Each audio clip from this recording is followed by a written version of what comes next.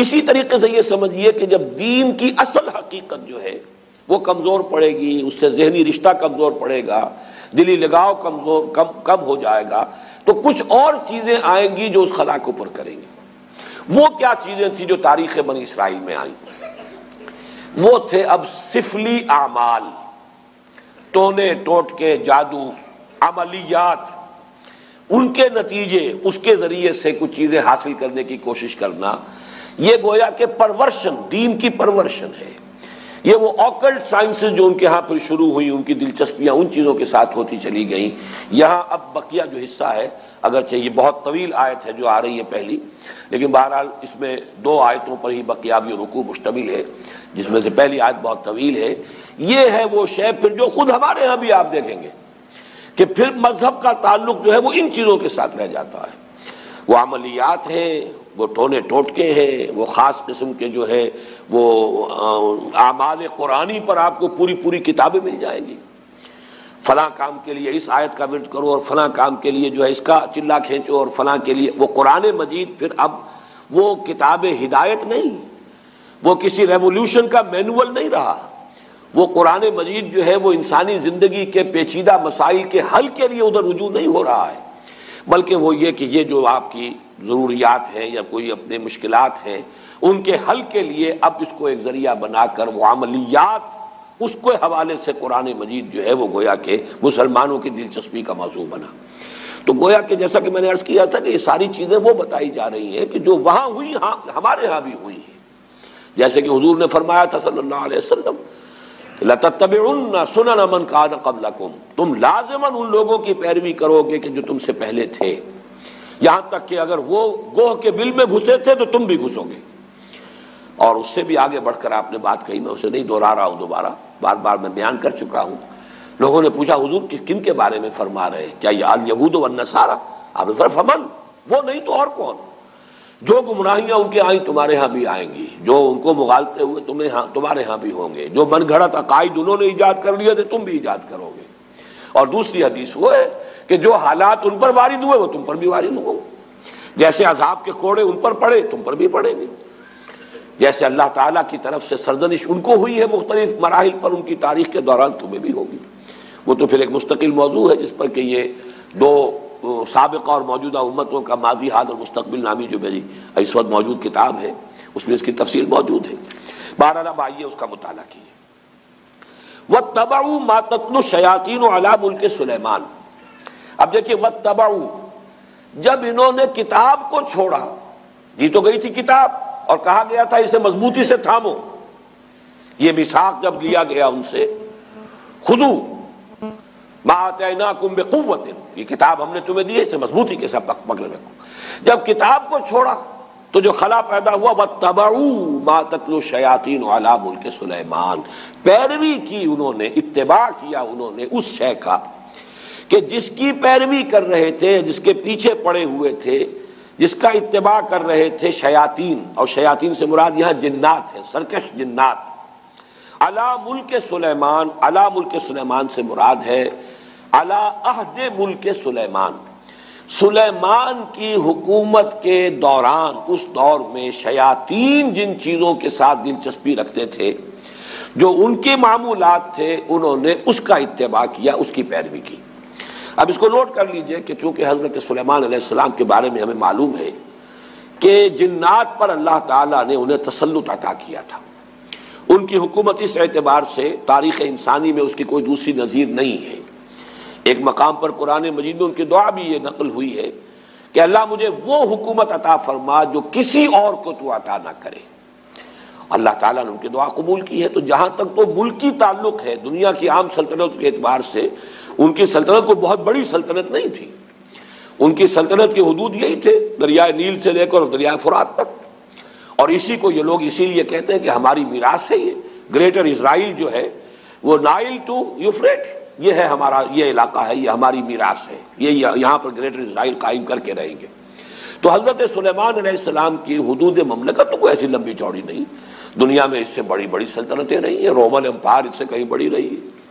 خود مسلمانوں کی سلطنت جو ہے وہ اس کا 20 گنا سلطنت جو ہے وہ تو حضرت عثمان کے زمانے میں ہو گئی تھی رضی اللہ تعالیٰ عنہ۔ اسی طریقے سے یہ سلطنت عثمانیہ جو آٹومان امپائر وہ کہیں بڑی تھی، لیکن یہ کہ اس کی جو نظیر جو نہیں ہے کسی اعتبار سے، جو کنٹرول انہیں ہوا پر دیا گیا، یعنی عناصر فطرت کے اوپر بھی جو کنٹرول دیا گیا، اسی طریقے سے جنات پر جو کنٹرول دیا گیا، اسی طریقے سے حیوانات پر، پرندوں پر، ان کو بھی استعمال کرنا، ان کی بولیاں جو ہیں ان کو بھی سمجھنا، یہ چیزیں ہیں در حقیقت ڈائمنشنز جو ہیں ان کے، جو اللہ تعالیٰ نے اقتدار انہیں عطا کیا تھا، اس کے ڈائمنشنز اتنے ہیں ملٹی ڈائمنشنل کہ اس کی کوئی دوسری نظیر نہیں ہے تاریخ انسانی کے اندر موجود۔ بہرحال اسی میں چونکہ یہ جنات بھی تھے، اس وقت گویا کہ انسانوں کا اختلاط ان جنات کے ساتھ رہا ہے، اور ان جنات کے اندر جہاں سرکش تھے، ویسے تو یہ کہ وہ سرکش بھی اس وقت تو ان کے تابع تھے، قرآن مجید میں موجود ہے، مقررین بالاسفار، وہ زنجیروں کے اندر جکڑے ہوئے ہوتے تھے جبکہ کام ان سے لیا جا رہا تھا۔ وہ تو اللہ تعالیٰ نے خصوصی ایک معجزانہ غلبہ ہے جو حضرت سلیمان علیہ السلام کو پر عطا کیا تھا، لیکن ان کا جو اختلاط رہا انسانوں کے ساتھ، اس میں ان شیاطین جن نے یہ عملیات اور سفلیات اور یہ دھندے جو ہے، یہ ان کے ہاں گویا کہ چھوت لگ گئی ان چیزوں کی بنی اسرائیل کو اسی زمانے میں۔ وَاتَّبَعُوا مَا تَتْلُو الشَّيَاطِينُ، یہ لفظ تتلو کو بھی سمجھ لیجئے، یہ تلاوت کا لفظ بھی اسی سے ہے، تلا یتلو تلاوتن، اس کے معنی پڑھنا، اور تلا یتلو تلون اس کے معنی ہے پیروی کرنا۔ جیسے کہ آتا ہے چاند جو ہے وہ گویا کہ پیچھے پیچھے آتا ہے سورج کے، والشمس وضحاها والقمر اذا تلاها، تلاها سورج کے پیچھے آ رہا ہے، تو اتباع کرنا، پیچھے پیچھے چلنا۔ اور جب ہم تلاوت کرتے ہیں تو گویا کہ دونوں معنی موجود ہوتے ہیں، اس لیے کہ تلاوت میں آپ پڑھ رہے ہیں، وہ تو تلا یتلو تلاوتن ہو گیا، اور تلاوت میں آپ ٹیکسٹ کو فالو کر رہے ہوتے ہیں، بلکہ بعض لوگ جو ہیں تو آپ نے دیکھا ہوگا ان کی انگلی بھی ساتھ ساتھ چل رہی ہوتی ہے، تو گویا کہ وہ ساتھ ساتھ ٹیکسٹ کو فالو کر رہے ہیں، تو یہ دونوں جو مفہوم اس میں شامل ہیں۔ وَاتَّبَعُوا مَا تَتْلُو الشَّيَاطِينُ عَلَىٰ مُلْكِ سُلَيْمَانَ، حضرت سلیمان علیہ السلام کے عہد حکومت میں شیاطین جن چیزوں کے اندر مصروف اور مشغول رہتے تھے، جو ان کے مشغلے تھے، جو ان کی دلچسپیاں تھیں، جس کی وہ پیروی کرتے تھے، اسی کی پیروی کی یہودیوں نے بھی، اور انہی سفلی اعمال کا جو ہے ان کے ہاں چرچا ہو گیا، چلن ہو گیا۔ وَمَا كَفَرَ سُلَيْمَانُ وَلَٰكِنَّ الشَّيَاطِينَ كَفَرُوا، یہاں پر یہ آگے بات بڑھانے سے پہلے اللہ تعالیٰ نے ایک وضاحت فرما دی ہے، اور سلیمان نے ہرگز شرک نہیں کیا، کفر نہیں کیا، بلکہ در حقیقت وہ کفر کرنے والے شیاطین تھے۔ وما کفر سلیمان ولکن الشیاطین کفروا، اور شیاطین تھے جنہوں نے کفر کیا، یعنی اگر اس کی نسبت سلیمان کی طرف کی جا رہی ہے تو غلط ہے۔ آپ کے علم میں ہوگا کہ ہمارے ہاں آج تک بھی یہ جو اعمال وغیرہ ہوتے ہیں نقش سلیمانی کے نام سے خاص تعویذ ہوتے ہیں، یہ وہی روایت چلی آ رہی ہے، حضرت سلیمان علیہ السلام کی طرف منسوب کیا انہوں نے، اور یہودیوں نے خاص طور پر بڑا ان کے اوپر الزام لگائے ہیں حضرت سلیمان علیہ السلام پر، اور ان کو جادوگر قرار دیا ہے۔ چنانچہ میں یہاں پہ آپ کو مولانا عبد الماجد دریابادی نے جو حوالے دیے ہیں، سلاطین جو ایک یعنی جو چیپٹر ہے تورات کا، اس میں حضرت سلیمان کے بارے میں یہ الفاظ موجود ہیں،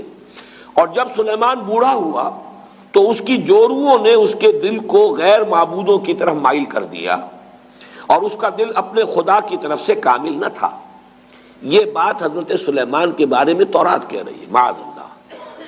قرآن مجید میں آپ دیکھیں گے اکثر و بیشتر ایسے جب جملے آ جاتے ہیں کہ جیسے کہ ایک بات چلتے چلتے اچانک ایک بات اللہ تعالیٰ فرما دیتے ہیں، اور اس وقت وہ آدمی کو اگر معلوم نہ ہو تو حیران بھی ہوتا ہے کہ اس بات کے کہنے کی یہاں چندہ ضرورت نہیں تھی۔ جیسے سورہ قاف میں ہے، ہم نے آسمان اور زمین اور جو کچھ ان کے مابین ہے 6 دنوں میں پیدا کیا، وما مسنا من لغوب، اور ہمیں کوئی تکان نہیں طاری ہوئی، ہم پر کوئی تکان طاری نہیں ہوئی۔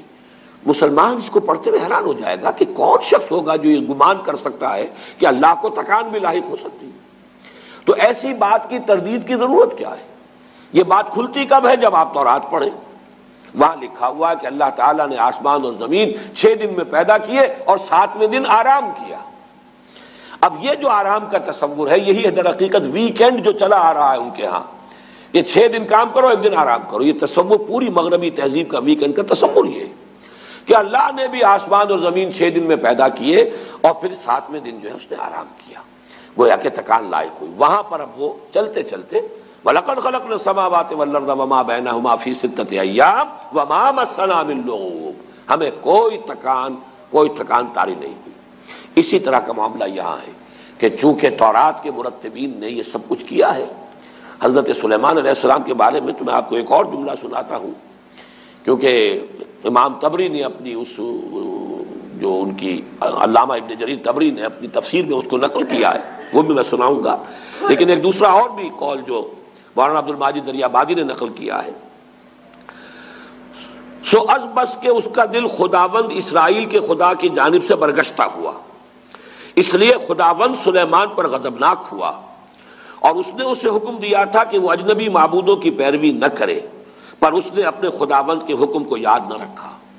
وہی کنگز سلاطین نامی جو چیپٹر ہے اولڈ ٹیسٹمنٹ کا، اسی سے یہ دونوں میں نے آپ کو حوالے سنائے ہیں، اس کی نفی ہے جو قرآن نے یہاں کیا ہے، وَمَا كَفَرَ سُلَيْمَانُ وَلَٰكِنَّ الشَّيَاطِينَ كَفَرُوا۔ سلیمان تو ہمارے بندے، ہمارے نبی اور ہمارے پسندیدہ بندے، ان کی طرف اس طرح کی نسبت کرنا جو ہے یہ غلط ہے۔ یہ شیاطین تھے، وہاں جنات تھے، اس وقت چونکہ رہا اختلاط، انہوں نے یہ سارا جو ہے کفر پھیلایا اور یہ سارے سفلی علوم جو ہے وہ ان کے ذریعے سے یہودیوں کے اندر سرایت کر گئے۔ یہاں میں علامہ ابن جریر طبری کا بھی حوالہ آپ کو سنا دوں۔ قال بعض احبار الیہود، علامہ ابن جریر فرماتے ہیں کہ یہود کے بڑے بڑے علماء میں سے بعض نے یہ کہا ہے، وہ یہ کہتے تھے آپس میں، الا تعجبون من محمد، آپس میں گفتگو کرتے ہیں، تمہیں تعجب نہیں ہوتا محمد پر صلی اللہ علیہ وسلم، یزعم ان ابن داؤد کان نبیا، وہ یہ بتا رہا ہے، کہہ رہا ہے محمد صلی اللہ علیہ وسلم کہ ابن داؤد یعنی حضرت داؤد کے بیٹے تھے حضرت سلیمان، وہ نبی تھے۔ وما کان الا ساحرا، وہ تو سوائے ایک جادوگر کے اور کچھ تھا ہی نہیں۔ سلیمان کی یہ شان ہے جو تورات کے یہ مرتبین جو ہے انہوں نے اپنے ہاں درج کی ہوئی، تو اس کی نفی قرآن مجید نے یہاں کی ہے۔ جہاں جہاں موقع ملتا ہے،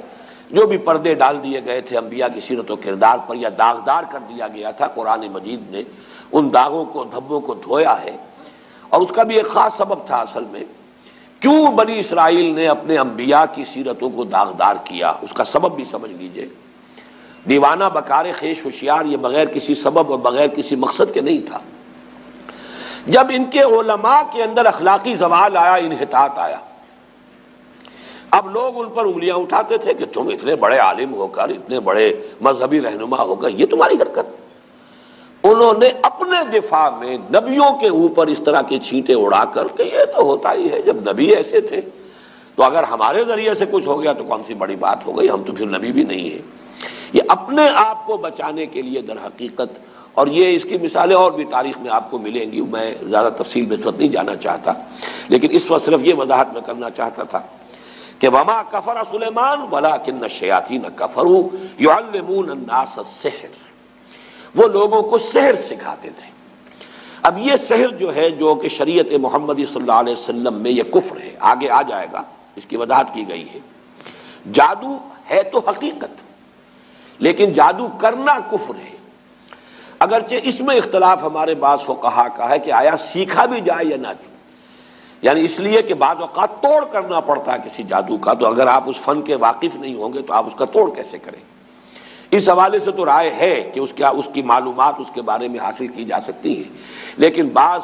فقہا کے نزدیک اس کا سیکھنا کرنا تو ہے ہی ہے کفر، اس میں تو شک ہے ہی نہیں، خود جادو کرنا، لیکن جادو کا علم حاصل کرنا یہ بھی کفر ہے، یہ بھی ممنوع ہے، یہ بھی حرام ہے، اس لیے کہ ظاہر بات ہے کہ وہ ذریعہ کفر بننے والی شے ہے۔ یعلمون الناس السحر، اس کی اصل حقیقت کیا ہے وہ میں ذرا تھوڑی دیر میں آگے جو موضوع آ رہا ہے اس کے حوالے سے بات کروں گا۔ وما انزل علی الملکین ببابل ہاروت و ماروت، یہ ماں جو ہے اس کا عطف ہے واتبعوا ما تتلو الشیاطین، وہ ماں جو آیا تھا انہوں نے پیروی کی اس شے کی جو شیاطین جن جس مشغلوں کے اندر مصروف رہے تھے ان کی پیروی کی، اسی ماں پر، وما یعنی جو انہوں نے پیروی کی تھی ان کی، کہ جو حضرت سلیمان علیہ السلام کے زمانے میں شیاطین جو کچھ سکھاتے تھے اس کی پیروی کی، وما انزل علی الملکین ببابل ہاروت و ماروت، اور پیروی کی انہوں نے اس کی جو نازل کیا گیا دو فرشتوں پر جو ہاروت اور ماروت تھے بابل میں۔ یہاں پہلے میں چاہتا ہوں کہ جو مختلف آراء ہیں وہ بیان کر دوں۔ یہ ملکین جو ہے لام کے زبر کے ساتھ، یہ ہے ہماری جو معروف اور مشہور قرات ہے، دو فرشتے۔ لام کی زیر کے ساتھ اس کے معنی ہو جائیں گے دو بادشاہ۔ یہ دونوں قراتیں سلف میں موجود ہیں۔ جو لوگ اس کو ملکین پڑھتے ہیں اس کا مطلب یہ ہے کہ بابل کے دو بادشاہوں کا ذکر یہاں ہو رہا ہے کہ ان کا یہ شغل تھا جو بھی تھا، جس کا تذکرہ میں بعد میں کروں گا کہ کیا شغل تھا، لیکن ابھی صرف یہ نوٹ کر لیجئے کہ ہمارے ہاں کی مشہور قرات ملکین ہے، اور تقریباً مفسرین کا اجماع اس پر ہے کہ ملکین ہے، یہ فرشتے ہیں دو کہ جو بابل میں اتارے گئے تھے۔ وما انزل علی الملکین ببابل ہاروت و ماروت۔ اگر تو ملکین پڑھا جائے اس کو دو بادشاہ تو پھر اشکال بہت سے رفع ہو جاتے ہیں، پھر بہت سی چیزیں جو ہیں جو مسائل اس میں پیدا ہوتے ہیں تفسیری، ان کا حل ہو جاتا ہے۔ لیکن جیسا کہ میں نے عرض کیا، اگرچہ یہ قرات ہمارے ہاں ہے لیکن اکثر مفسرین کا اجماع یہی ہے کہ یہ ملکین ہی ہے اور یہ مراد اس سے فرشتے ہیں۔ بابل در حقیقت قدیم نام ہے ملک عراق کا، پورے ملک کا نام بھی بابل، اور اس کا جو صدر مقام تھا وہ بھی بیبیلونیا، وہ بھی بابل تھا۔ اسی کے نام سے پورا ملک جو ہے وہ پہچانا جاتا تھا۔ آج بھی اگر آپ مصر میں جائیں گے تو قاہرہ کو مصری مصر کہتے ہیں، مصر اصل میں قاہرہ ہے۔ گویا کہ اگر کسی سے پوچھا کہ کہاں جا رہے ہیں، اگر آپ نے کہیں اسماعیلیہ میں یا کہیں اسکندریہ میں پوچھا کہاں جا رہے ہیں، مصر، یعنی مصر جا رہا ہوں، حالانکہ وہ مصر ہی میں ہے اس وقت، لیکن یہ کہ وہ قاہرہ کو مصر کہتے ہیں۔ اسی طریقے سے یہ بیبیلونیا، یہ بابل جو ہے یہ پورے ملک کا نام بھی تھا اور اس صدر مقام کا بھی۔ یہ صدر مقام جو ہوتا تھا یہ آج کے بغداد سے 60 میل جنوب میں اسی دریائے فرات کے کنارے پر یہ شہر آباد تھا بیبیلونیا۔ تو در حقیقت وہاں چونکہ اب یہ ذہن میں رکھیے کہ فلسطین مغرب میں ہے، شام کا علاقہ ہے، یہ عراق جو ہے یہ اس کے مشرق میں ہے، اس سے مشرق میں پھر ایران ہے۔ ان تین ملکوں کے ساتھ جو ہے معاملہ رہا ہے یہود کی تاریخ کا، کہ یہود پر جب نبوکدنضر جو تھا وہ بادشاہ تھا بیبیلونیا کا، عراق کا، اس نے حملہ کیا تھا 6 صدی قبل مسیح میں، اور اس کے بعد جو اس نے یہ یوں سمجھیے کہ تقریباً حضرت سلیمان علیہ السلام کے 300 برس بعد، حضرت سلیمان کا زمانہ تو یہ تو گویا کہ تاریخ بنی اسرائیل کا جو ان کا گولڈن پیریڈ ہے، سنہری دور، اس کا نقطہ عروج ہے حضرت سلیمان کا دور۔ حضرت سلیمان کے انتقال کے ساتھ ہی ان کی مملکت 2 حصوں میں تقسیم ہو گئی، 2 بیٹوں کے مابین، ایک شمالی اس کا نام اسرائیل تھا اور ایک جنوبی اس کا نام یہودا تھا۔ یہ 2 مملکتیں بن گئی حضرت سلیمان کے انتقال کے فوراً بعد۔ زوال شروع ہوا، پہلے وہ اسرائیل تباہ ہوا، پھر یہ یہودا بھی جو ہے تباہ ہوا ہے نبوکدنضر کے ہاتھوں، اور ہیکل سلیمانی مسمار ہوا، 6 لاکھ آدمی اس نے قتل کیے یہودی، 6 لاکھ کو قیدی بنا کر لے گیا۔ یہ جو قیدی بنا کر لے کر گیا ہے، اور یروشلم میں ایک متنفس باقی نہیں رہا۔ یہ کیپٹیوٹی کا دور جو تھا، اس دور میں انہوں نے جو عراق میں جادو والا معاملہ تھا یہ وہاں پر جا کر سیکھ لیا۔ گویا کہ 2 آتشا ہو گیا یہودیوں کا معاملہ، یہ جنتر منتر، جادو، عملیات، سفلیات، آکلٹ سائنسز ان کی جتنی تھی۔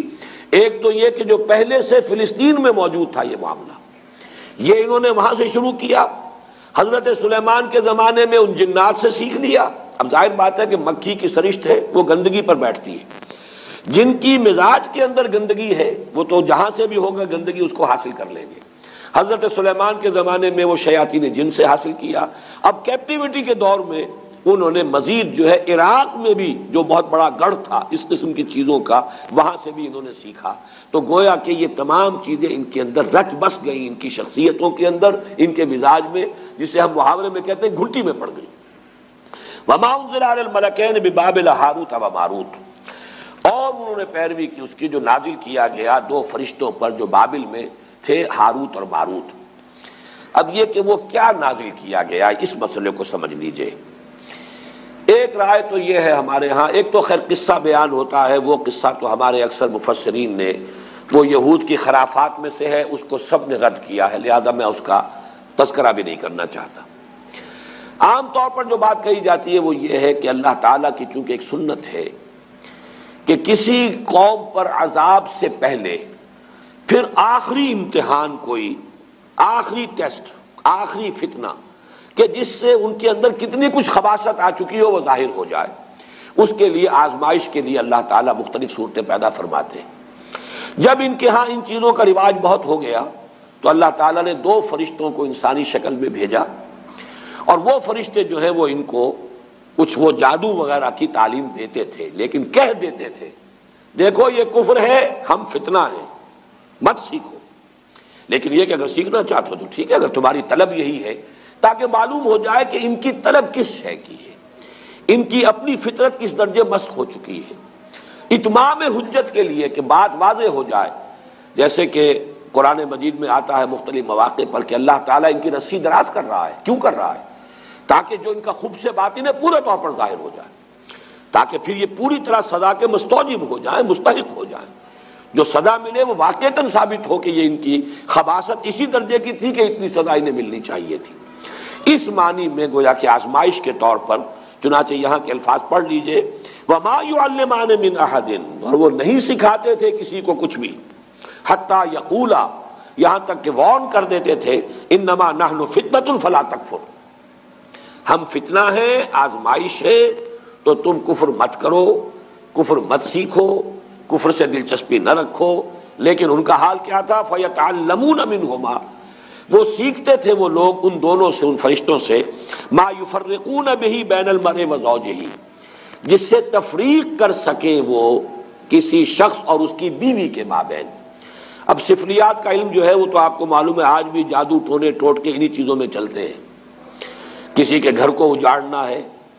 کسی کے ہاں اولاد نہیں ہو رہی ہے تو وہ دوسرے کے ہاں کی اولاد جو ہے وہ بھی اس کو کھل رہی ہے، اس عورت کو،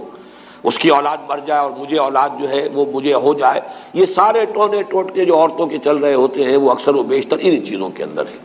قرآن مجید نے بھی وہی جو سب سے زیادہ دکھتی ہوئی رکھ تھی اسی کو پکڑا ہے. فَيَتَعَلَّمُونَ مِنْهُمَا مَا يُفَرِّقُونَ بِهِ بَيْنَ الْمَرْءِ وَزَوْجِهِ، بجائے اس کے کہ گھروں کو آباد رکھیں، گھر ہنستا بستا ہے، شوہر اور بیوی کے مابین موافقت ہے، یگانگت ہے،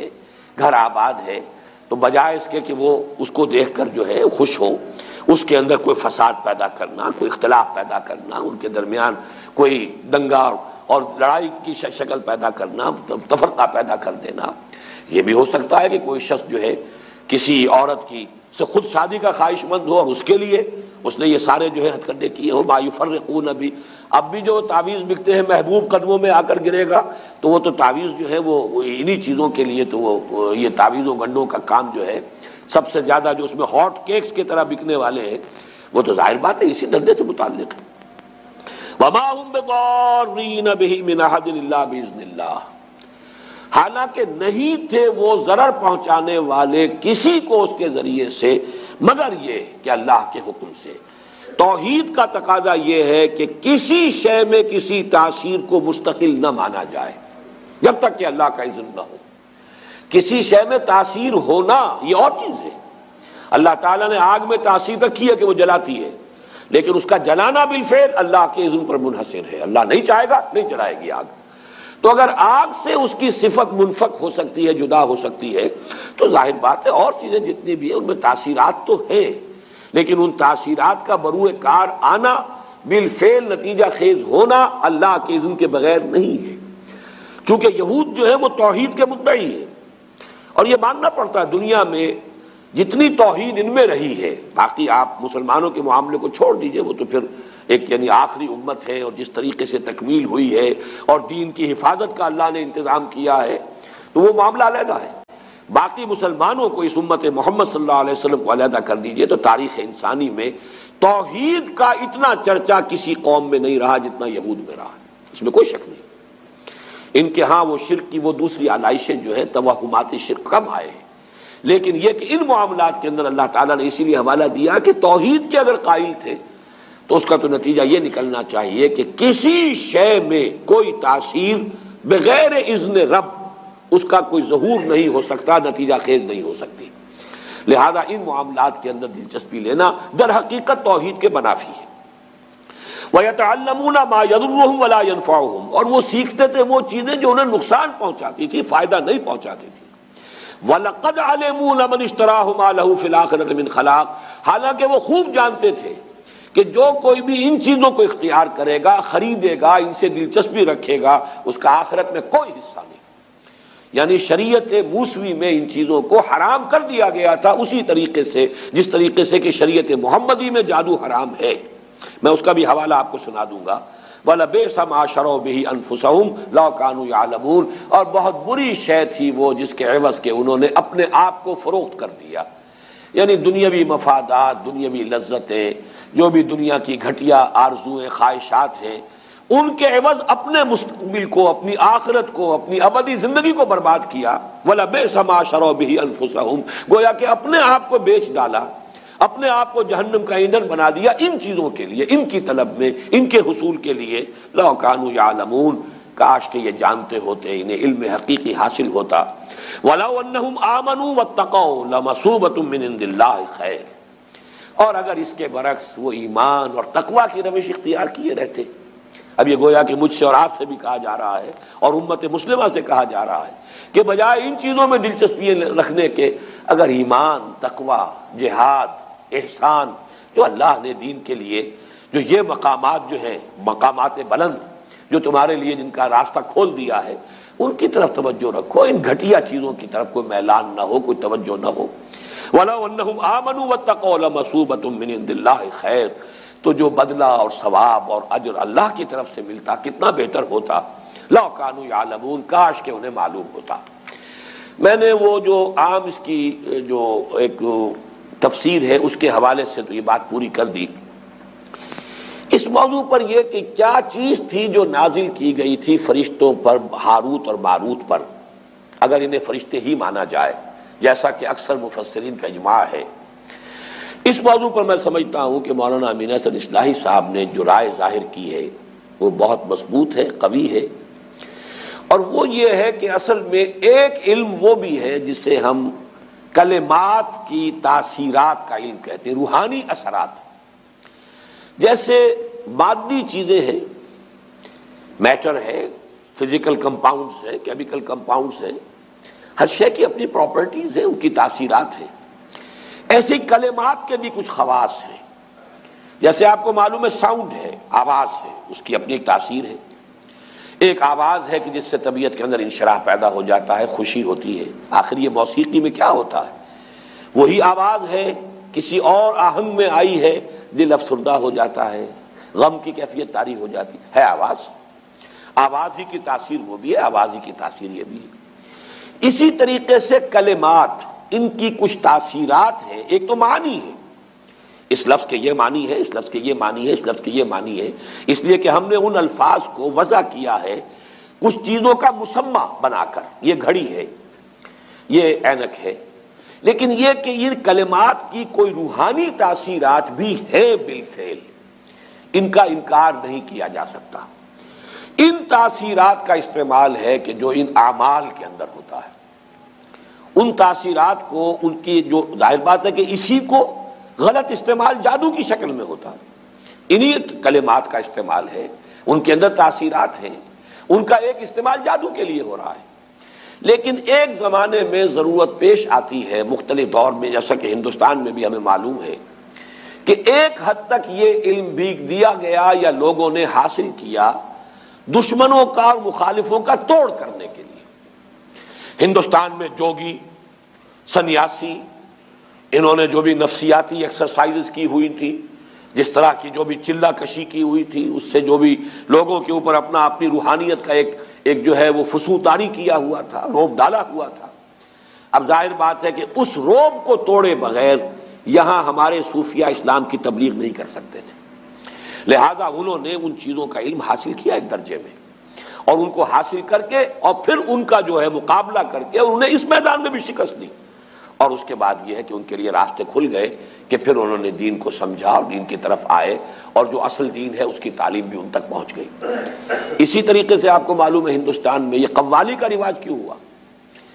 ہندو مزاج کے اندر یہ موسیقی جو ہے وہ ان کے مذہب کے ساتھ گندھی ہوئی ہے، رچی بسی ہوئی ان کے مزاج کے اندر، اس کے حوالے سے وہ ان کی پوری عبادات بھی جو ہے وہ بھجن ہے یا جو اور جس طریقے سے ہے، وہ ان کے ہاں اس درجے ان کی طبیعت ثانیہ بن چکے تھے کہ اس ذریعے سے ان تک بات پہنچانے کے لیے کچھ لوگوں نے اس راستے کو بھی اختیار کیا۔ اگرچہ وہ شروع میں جو یہ قوالی ہوتی تھی اس میں یہ مزامیر نہیں ہوتے تھے، انسٹرومنٹل میوزک نہیں تھا، وہ صرف یہ کہ ظاہر بات ہے کہ وہ میوزک جو اللہ تعالیٰ نے انسان کی اپنی آواز میں رکھ دیا ہے، جس کے لیے فرمایا گیا کہ قرآن مجید کو مزین کرو، زین القرآن باصواتکم، قرآن مجید کو اچھی سے اچھی آواز میں خوش الحانی کے ساتھ پڑھو تاکہ قرآن مزین ہو جائے۔ قرآن کے اندر جو اس کے صوتی آہنگ ہے اس کی اپنی تاثیر ہے۔ ایک اچھا قاری قرآن پڑھ رہا ہو، اس کے اثرات چاہے سمجھا نہ ہو آپ نے،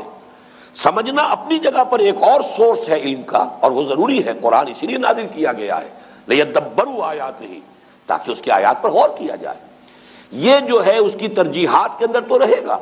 لیکن یہ کہ اس کی قرات کے اندر اپنی ایک تاثیر ہے، اس کا انکار کرنا درست نہیں ہے۔ اگر اس کی کوئی تاثیر نہ ہوتی تو اتنی تاکید نہ ہوتی۔ من لم یتغن بالقرآن فلیس منا، جو قرآن مجید کو اچھی آواز سے حسن صوت سے نہیں پڑھتا وہ ہم میں سے نہیں ہے، اس درجے تاکید۔ بلکہ جیسا کہ حضرت ابو موسیٰ اشعری رضی اللہ تعالیٰ عنہ کی تحسین فرمائی حضور نے کہ ایک رات آپ مدینے میں گلیوں میں جب آپ کچھ گشت فرما رہے تھے تو حضرت ابو موسیٰ اشعری رضی اللہ تعالیٰ عنہ وہ تہجد کی نماز میں قرآن پڑھ رہے تھے، اور اس اللہ تعالیٰ نے انہیں ایسی آواز دی تھی کافی دیر تک حضور وہاں کھڑے سنتے رہے۔ ظاہر بات ہے مکان تو ایسے تو نہیں تھے ہمارے، وہ تو ایک ایک کسی کا کمرہ، ایک ایک کوئی کوٹھڑی ہوتی تھی، حجرات تھے، اس کے اندر جو بھی وہ پڑھ رہے تو باہر گلی میں سنائی دے رہا ہے۔ صبح فجر میں جب ملاقات ہوئی ہے تو پھر حضور نے حضرت ابو موسیٰ سے پھر یہ فرمایا، یا ابا موسیٰ انک قد اوتیت مزمارا من مزامیر آل داؤد، اے ابو موسیٰ آپ کو تو تمہیں تو اللہ تعالیٰ نے آل داؤد کے سازوں میں سے ایک ساز عطا کیا ہے، یہ ساز جو ہے گلے میں تمہارے یہ ساز ہے، تو یہ جو فطری ساز تھا اصل میں اس کا استعمال کیا گیا تھا، اور اس کے ذریعے سے اس کا بہترین استعمال کیا گیا، بعد میں پھر اس کے اندر اضافے ہوتے چلے گئے۔ وہ میں موجودہ قوالی کو نہیں کہہ رہا، بلکہ جو آغاز تھا قوالی کا وہ اس انداز میں ہوا۔ اسی طریقے سے گویا کہ کچھ کلمات کی تاثیر اور اس کے جو خواص ہیں ان کا کوئی علم تھا جو ایک زمانے میں ان کو دیا گیا ہے، ورنہ جادو کے بارے میں تو جیسا کہ میں نے عرض کیا، یہ کتاب استثناء جو ہے، یعنی فلسطین میں صحرائے سینا میں جبکہ ابھی تھے بنی اسرائیل، حضرت موسیٰ علیہ السلام ساتھ تھے، اس وقت انہیں جو ہدایات کی گئی تھی ان میں سے یہ ہے، جب تو اس ملک میں جو خداوند تیرا خدا تجھ کو دیتا ہے پہنچ جائے تو وہاں کی قوموں کی طرح مکروہ کام کرنے نہ سیکھنا، تجھ میں ہرگز کوئی ایسا نہ ہو جو اپنے بیٹے یا بیٹی کو آگ میں چلوائے۔ اب دیکھیے یہ عمل آج بھی روافظ کے ہاں یہ آگ پر چلنے کا جو رواج ہے، بعض جو ہے اس طرح کے کرتب دکھائے جاتے ہیں، اور ظاہر بات ہے جو حالات جو ہیں اس سے آپ متاثر ہوتے ہیں، آگ کے اوپر انگاروں کے اوپر چل رہے ہیں، یہ اعمال کہاں سے چلے آ رہے ہیں؟ یہ حضرت موسیٰ علیہ السلام کو حضرت مسیح سے 1400 برس قبل یہ بتایا جا رہا ہے، تجھ میں ہرگز کوئی ایسا نہ ہو جو اپنے بیٹے یا بیٹی کو آگ میں چلوائے، یا فال گیری یا شگون نکالنے والا یا افسوگر یا جادوگر یا منتری یا جنات کا آشنا یا رمال یا ساحر ہو، کیونکہ وہ سب جو ایسے کام کرتے ہیں خدا کے نزدیک مکروہ ہیں، اور انہی مکروہات کے سبب سے خداوند تیرا خدا تیرے سامنے سے ان کو نکالنے پر ہے۔ یعنی یہ جو اصل میں فلسطین میں جو قومیں آباد تھیں، فلسطین حضرت یوشع ابن نون جوشع جو جانشین تھے حضرت موسیٰ علیہ السلام کے، ان کے ہاتھوں جب فتح ہوا ہے تو فلسطین میں جو قومیں اس وقت آباد تھیں ان میں یہ اعمال موجود تھے، لیکن ہوا یہی کہ انہوں نے جا کر وہاں پہ وہ اعمال ان سے سیکھے۔ پھر جب ان کا وہ دور آیا ہے کہ جب حضرت طالوت کو جالوت کے مقابلے کے لیے اللہ کے جو نبی اس وقت سموئیل نبی انہوں نے معین کیا ہے، تو جو اصلاحات ان کے ذریعے سے ہوئی ہیں، اور ساؤل اصل میں نام ہے تورات میں حضرت طالوت کا، ساؤل نے جنات کے آشناؤں اور افسوگروں اور جادوگروں کو ملک سے خارج کر دیا تھا۔ پرج ہوئی ہے جو ان کا جو گولڈن پیریڈ شروع ہوا، حضرت طالوت، حضرت داؤد، حضرت سلیمان، یہ 100 برس ہیں ان کے گولڈن پیریڈ کے، تو یہ پرج کر دی گئی تھی۔ لیکن پھر حضرت سلیمان علیہ السلام کے زمانے میں وہ جنات کے ساتھ جو ان کا خلا ملا ہوا، پھر وہ شیطانی اعمال، سفلی اعمال، وہ جادو، وہ ٹونے ٹوٹکے آ گئے، اور 2 آتشہ ہو گیا معاملہ یہ، جب یہ عراق میں رہے بیبیلونیا میں کیپٹیوٹی میں، حالت اسیری میں، پھر وہاں پر جو معاملہ اپنی انتہا کو پہنچا تو اللہ تعالیٰ نے پھر وہاں پر جو ہے ان فرشتوں کو جو معروف تفسیر ہے اس کے مطابق فتنہ بنا کر بھیجا، اور دوسری رائے جو مولانا اصلاحی صاحب کی ہے کہ اصل میں وہ فرشتوں پر جو چیز نازل کی گئی تھی، بہرحال وہ ساحری جادوگری نہیں ہو سکتی، بلکہ معلوم ہوتا ہے کہ انہی کلمات کے خواص کا علم تھا جو ایک زمانے میں ان کو اس لیے تلقین کیا گیا کہ اس کے ذریعے سے وہ دشمنوں کا توڑ کر سکیں، دشمنوں کا مقابلہ کر سکیں، اس کو صحیح مقصد کے لیے استعمال کر سکیں۔ لیکن جب ان کی ذہنیت مسخ ہوئی، انہوں نے اسی کو برے مقاصد کے لیے، غلط مقاصد کے لیے، جیسے دو دھاری تلوار ہے، آپ اسے کسی اچھے مقصد کے لیے بھی استعمال کر سکتے ہیں، لیکن جب آپ کی اپنی ذہنیت مسخ ہو جائے گی تو اسی کو آپ کسی غلط کام کے لیے استعمال کریں گے، تو پھر وہ ہوتے ہوتے وہ جادوگری اور وہ یہ سفلی اعمال اور آکلٹ سائنسز، ان سب کا معاملہ جو ہے ان کے ہاں رواج پا گیا۔ بس یہ وہ رائے ہے کہ جو میں نے سمجھا کہ وہ میں آپ کے سامنے لے آؤں۔ مجھے مولانا امین احسن اصلاحی صاحب کی اس رائے سے اتفاق ہے۔ باقی اب اصل میں یہ سمجھ لیجئے، جو میں نے اس بات شروع میں عرض کی تھی، علم کے بارے میں قرآن مجید جو واضح کرتا ہے وہ یہ ہے کہ علم صرف دو ہے، تیسری کسی شے کے پیچھے پڑنا یہ در حقیقت اللہ تعالیٰ کے حکم کی خلاف ورزی ہے، یہ جن کو آکلٹ سائنسز کہا جاتا ہے۔ اسی لیے حضور نے فرمایا جس کسی نے کسی نجومی کی بات کی تصدیق کی، اس نے میرے لائی ہوئی شے کی تکذیب کی۔ اب یہ چاہے وہ ہاتھوں کی لکیروں کا علم ہو، چاہے وہ اب ہمارے ہاں اس کو بھی سائنس کہہ دیتے ہیں، سائنس آف نمبر، اگرچہ جب اس کو واضح کریں گے تو پھر وہ آکلٹ سائنسز کا لفظ آتا ہے، اور یہ ہاروسکوپس بنے ہوتے ہیں، اور یہ جو ہر اخبار کے اندر چلے آ رہے ہیں، اور فلاں کا یہ ہے اور فلاں کا وہ ہے، یہ مختلف حوالوں سے جو ہے وہ قسمتیں ہیں، فال گیری ہے، یہ تمام چیزیں جو ہے در حقیقت یہ اس دائرے میں آتی ہیں کہ جن سے دلچسپی رکھنا گویا کہ دین کے مقاصد کے برعکس ہے۔ حضور کے وہ الفاظ ان سب کے اوپر آئیں گے، اگرچہ یہ سب غلط نہیں ہے، ان کے اندر تاثیرات ہیں، حقیقتیں ہیں۔ حقیقت ہونا کسی شے کا اور ہے، اور کسی شے کا جائز اور حلال ہونا اور ہے۔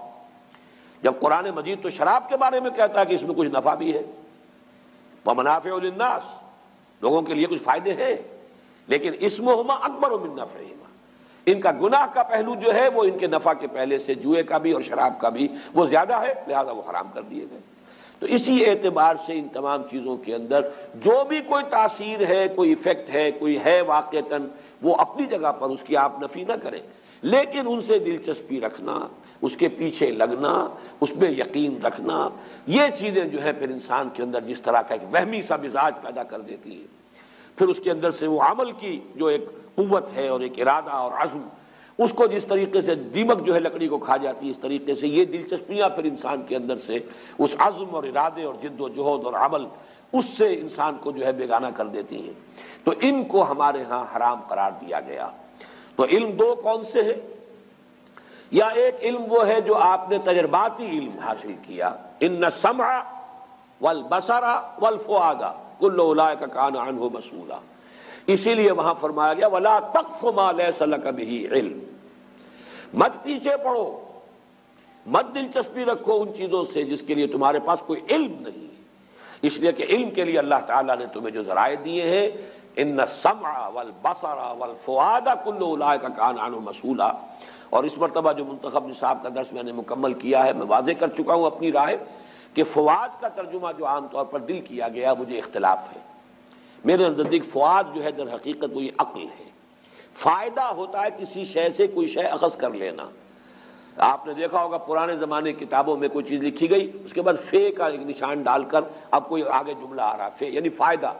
اس بات سے یہ ایک نتیجہ یہ نکل رہا ہے، اس کو پلے باندھتے چلو، یہ فائدہ جو ہے یہاں سے حاصل کر لو پھر آگے بڑھو، تو وہ فے لگا ہوتا ہے فائدہ کے لیے۔ فائدہ کیا ہے کہ آپ نے جو بھی سینس ڈیٹا آپ کو حاصل ہوا اور آپ نے اس کو پروسیس کر کے اسے نتیجہ نکالا، یہ ہے در حقیقت یہ فؤاد کا کام ہے۔ یہ ہے انسان کا ایکوائرڈ نالج، اکتسابی علم۔ دوسرا علم ہے وحی کا جو اللہ کی طرف سے گیون ہے، یہ ریویلڈ نالج ہے۔ اس کے لیے ہم قرآن اور سنت، اس لیے کہ سنت کو ہم سمجھتے ہیں کہ وحی جو ہے وحی جلی بھی ہے، وحی خفی بھی ہے۔ حضور صلی اللہ علیہ وسلم کو قرآن بھی دیا گیا ہے، اور اللہ تعالیٰ کی طرف سے آپ کو اور بھی وحی خفی ہوتی تھی، اور وہ آپ کو جو سنت سے جو چیز ثابت ہو جائے گی یا وہ ہے، اور یا پھر وہ شے جو ہمارے تجرباتی علوم اور ہماری عقل اور ہماری سمع اور بصر کے نتیجے میں جو چیز حاصل ہوئی۔ یہ دو علم ہیں، ولا تقف ما ليس لك به علم ان السمع والبصر والفؤاد كل اولئک کان عنہ مسئولا. یا علم ہے قرآن اور سنت کا علم، یا اس سے استنباط، اس سے استدلال. عقل یہاں بھی لگے گی، اجتہاد جو ہے وہ عقل ہے. قرآن اور سنت کی بنیادی جو چیزیں ہیں ان سے استنباط کرنا، استدلال کرنا، قیاس کر کے نئی صورتحال کے بارے میں حکم جو ہے اس سے نکالنا، یہ عقل کا استعمال ہو جائے گا. لیکن سورسز یا ریویل نالج، وحی خفی وحی جلی، لیکن وحی خفی نبی کی، کسی اور ولی اللہ کی وحی خفی جو ہے وہ حجت نہیں ہے. کوئی بڑے سے بڑا ولی ہو،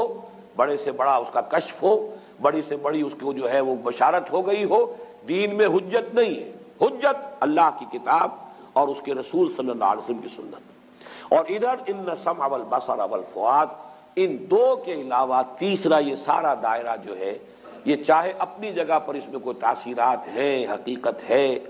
لیکن یہ کہ یہ چیزیں جو ہے ممنوع ہیں، جس کو کہ یہاں پر کفر کے درجے میں کہا گیا وما کفر سلیمان ولکن الشیاطین کفروا. اور جو آخری الفاظ تھے وَلَقَدْ عَلِمُوا لَمَنِ اشْتَرَاهُ مَا لَهُ فِي الْآخِرَةِ مِنْ خَلَاقٍ. میں نے آپ کو کتاب استثناء ڈیوٹرانومی کا وہ اقتباس بھی سنا دیا ہے، جو حضرت موسیٰ علیہ السلام کے زمانے میں انہیں کہہ دیا گیا تھا کہ ان چیزوں کی طرف نہ جانا، ان سے دلچسپی نہ لینا. ان کے علم میں تھا یہ کہ جو کوئی بھی ان چیزوں سے دلچسپی رکھیں گے، ان کی پیروی کریں گے، ان کے درپے ہوں گے، ان کا آخرت میں کوئی حصہ نہیں. وَلَبِئْسَ مَا شَرَوْا بِهِ أَنفُسَهُمْ. لیکن انہوں نے ان چیزوں میں مشغول ہو کر، ان میں دلچسپی لے کر برا انجام اپنے لیے خرید لیا، اپنی جانوں کو فروخت کر دیا بڑی بری شے کے لیے. لَوْ كَانُوا يَعْلَمُونَ، کاش کہ انہیں